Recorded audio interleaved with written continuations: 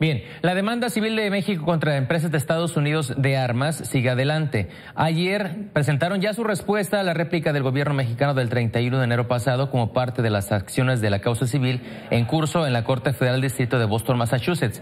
Para hablar sobre el tema, agradezco esta mañana nos atienda Alejandro Celorio, consultor jurídico de la Cancillería. ¿Cómo está, Alejandro? Buenos días. Muy buenos días, Samuel. Muchas gracias por la oportunidad. Gusto en saludarte. Gracias. Esta respuesta, han dicho, es la esperada. ¿No representa en ningún motivo un revés para la demanda? No, en nada. Las empresas están argumentando lo que ya anticipábamos. Están tratando de rebatir a los argumentos que presentó el gobierno de México en su escrito inicial de demanda. Y lo que están haciendo las empresas es hablarle al juez para decirle, juez, mire, desestime la demanda porque en realidad el gobierno de México no logró probar nada, no logra probar que haya un vínculo entre lo que nosotros hacemos y el daño que sufren las mexicanas y los mexicanos en territorio mexicano, no logran presentar evidencia de cuál es la conexión entre nosotros y el daño. Es más, dicen que tienen ellos una inmunidad que los protege. Esos argumentos ya los esperábamos y le están pidiendo al juez que se detenga el litigio. Lo que es importante resaltar es que, pues, mientras las empresas demandadas le dicen al juez le presentan al juez estos argumentos, nosotros el 31 de enero le presentamos al juez información sobre el vínculo que efectivamente existe entre Massachusetts y México, las acciones que realizan estas empresas de manera negligente e ilícita que afecta a las mexicanas y a los mexicanos aquí, y hacemos un análisis cuestionando el alcance de esta ley de inmunidades, estableciendo que no tiene un efecto extraterritorial y por tanto no protege a las empresas de actos cometidos en México. El juez tiene ahora los argumentos de las empresas demandadas y los argumentos del gobierno de México. Es decir, Alejandro, para entender mejor, el que ellos digan que tienen inmunidad en su territorio fuera de él, no es un hecho, es una declaración que están haciendo como parte de sus alegatos. Lo dices muy bien, Samuel.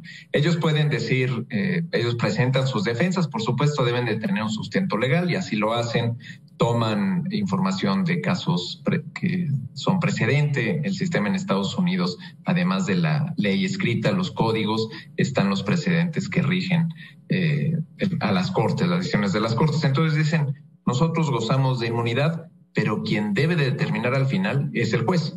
Entonces, anticipábamos estas respuestas, habrá que ver qué tanto peso, qué tanto valor, mérito le dará el juez a estos argumentos de las empresas demandadas. Ahora, ¿qué sigue, Alejandro, en este proceso? Pues con estos elementos nosotros vamos a hacer en la Cancillería un análisis exhaustivo de estos documentos. Son 8 escritos, unas 200 páginas. Si llegáramos a identificar que hay argumentos novedosos a los cuales nosotros tuviéramos que responder, haríamos un escrito al juzgado estableciendo algunos argumentos adicionales a los que ya presentamos en enero.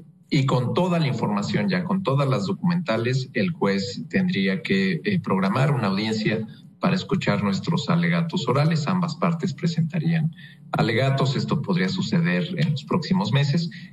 Y ya con toda la información, tanto escrita como los argumentos orales, el juez podrá tomar una determinación de si le da la razón a las empresas demandadas y detiene el litigio, o le da la razón al gobierno de México y el litigio puede continuar a las siguientes etapas, en la que se incluye la etapa de producción de evidencia, que es ahí donde podremos conocer que en efecto las empresas saben que sus productos llegan a manos de delincuentes en nuestro país. Si entendí bien, Alejandro, y para ponerlo más claro, entonces ahora está en el juez que determine si en efecto existe esa inmunidad y se detiene ya el juicio o si continúa, ¿verdad? Efectivamente, dentro de otros razonamientos, pero el juez tiene ahora los elementos para decidir cuál será el destino de nuestro litigio. Y paralelamente a esto, México cuenta todavía con argumentos, con evidencia sólida, con elementos de prueba que permitan sustentarlo y avanzar en caso de que el juez así lo determine. Así es. Nosotros tenemos información adicional, parte de nuestra estrategia. Cuando el juez nos permita continuar con el litigio es cuando nosotros podemos presentar estos elementos adicionales. De hecho, le estamos pidiendo al juez, lo hicimos en enero, que antes de desechar la demanda, si esa es su decisión. Habrá que respetar la decisión del juez. Antes de tomar una determinación, que nos escuche y que les podamos hacer llegar la evidencia, tanto del Gobierno de México como que el juez le pida a las empresas demandadas evidencia sobre su dicho, porque la defensa de las empresas es: yo no tengo nada que ver, pero no presentan ninguna evidencia. Así como señalan que el Gobierno de México supuestamente no presentó ninguna prueba, pues las empresas demandadas tampoco presentan ninguna prueba para contradecir el dicho del Gobierno de México. Bien. Alejandro, si el juez determina que el juicio continúa, si le da la razón a México en el sentido de que es procedente, ¿en qué parte de este proceso nos encontraríamos? ¿Estaríamos ya en una etapa intermedia o todavía sería algo inicial? Iniciaría la discusión sobre el fondo del asunto. Entonces ya entraríamos en una etapa de producción de evidencia para que, además de los argumentos legales, el juez pueda tener elementos adicionales para ya establecer el nivel de responsabilidad por negligencia que tendrían estas empresas. Esto ya sería el fondo del litigio, serían varias audiencias y eso podría demorar un poco más, pero ya estaríamos hablando del juicio en sí. Ok, solo para tener una idea, y bajo este o en este escenario que te planteo que fuera favorable para la demanda en el caso de México, ¿cuánto tiempo podría demorar esto? ¿Podría hablarse de años? ¿Podría hablarse de meses? Esta primera instancia no debería de demorar años. Podría ser meses, pero nuestros argumentos son muy claros y el litigio en sí, el juicio en sí es muy sencillo. Nosotros decimos que las acciones de estas empresas nos causan un daño. Ellas dirán que no es así, pero el hecho es que sus acciones son negligentes y nosotros tenemos los elementos para establecer que no actúan de manera correcta, no toman el debido cuidado cuando realizan sus actividades comerciales. Entonces, no tendría que demorar mucho tiempo, pero son los tiempos de la Corte y seguramente como estrategia las empresas demandadas pues podrían pedir ampliaciones de plazos y demás. Pero para resumir, no tendría que demorar años. Ok.